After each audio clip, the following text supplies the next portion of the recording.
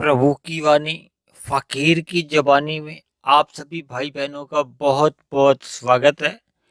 आज की चर्चा का विषय है प्रकृति परमात्मा की एक व्यवस्था।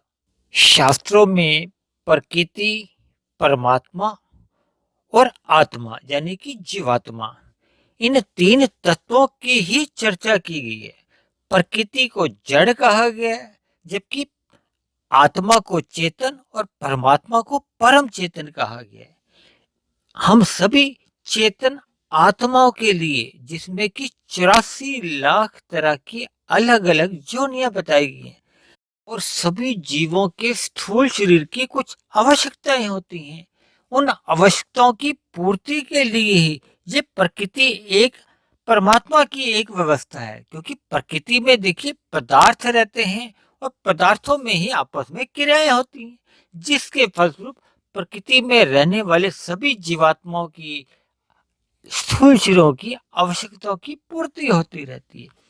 इसी व्यवस्था को एक सुचारू रूप से चलाने के लिए परमात्मा ने अनादिकाल से कर्मों का एक सिद्धांत बताया है, जो कि केवल मनुष्य और केवल मनुष्यों के ऊपर ही मनुष्य योनि में लागू होता है।